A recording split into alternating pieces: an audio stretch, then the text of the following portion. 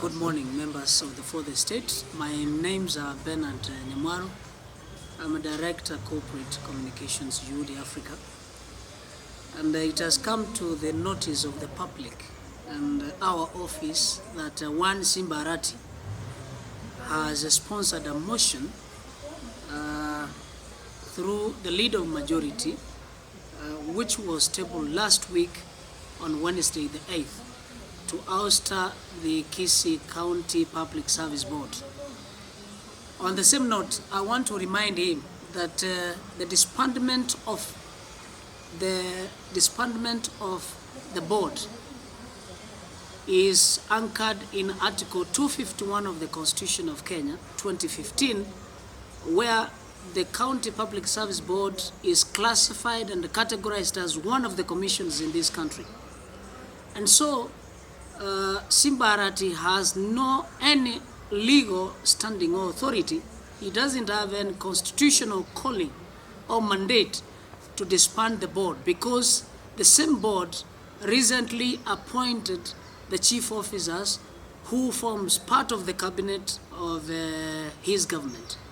Now, it's very clear that the said board, which Simba Arati wants to disband, advertised the positions of chief officers on November the 14th, 2022, and they carried out the interviews on December 2022, as from 22nd to 27th of that date, that is December.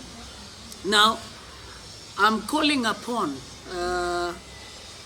any other person who may intend to disband that board, that in the same measure that he is organizing, planning, programming to do the same, he should organize at the same capacity to remove and oust the chief officers, because then if he is on the reason that the board is illegally in office, the chief officers are illegally in office.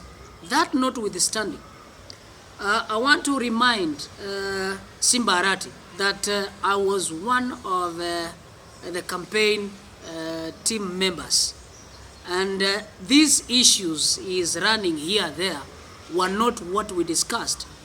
We have a manifesto that we formed, we established and designed, which is supposed to actually implement and offer the services to the people. After realizing that the ghost the staff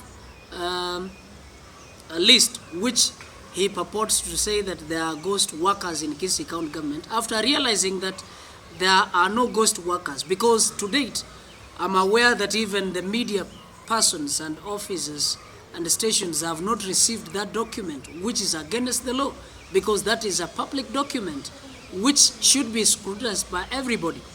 I want then to remind him that in so doing, he is going against the law, and then what he's doing is trying to create a platform to actually get a list who have not been given the PF numbers. We are aware that there are 400 employees who were taken through the interview by the same board on May last year, and the structures and the procedures were followed.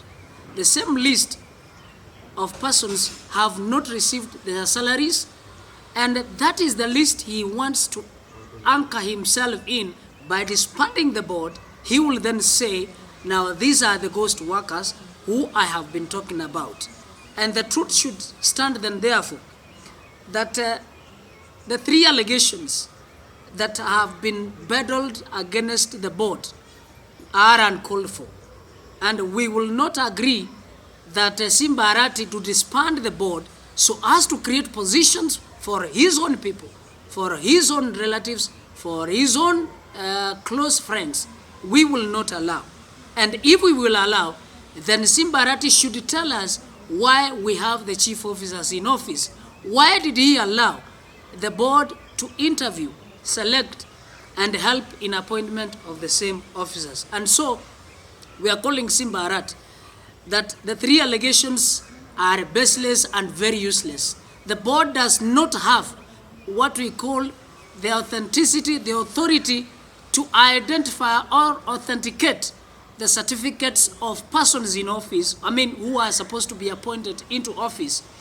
He should know, because he's got very little knowledge, he's got very little education, he doesn't understand these things. I want to tell him, and the leader of majority, Henry Moracha, that whatever you are doing is only for your selfish, personal selfish vendetta and reason. And so I want to tell Simba Arati, the National Qualifications Authority is only mandated by the national government and by the Constitution of Kenya to qualify and authenticate the certificates. And so those allegations that the board is appointing and has appointed or employed persons to office who don't have certificates, it is not their duty. Again, I want to remind Simba Arati that in every interview, the board, any board, has always stood categorical that in the list of documents to be upheld during the interview date includes a certification or a clearance from the anti-corruption, the Ethics and Anti-Corruption Commission. And so by so doing, you have no obligation or authority to declassify, to discredit, to disregard the board that has made your government to be. Thank you very much. Kiswahili.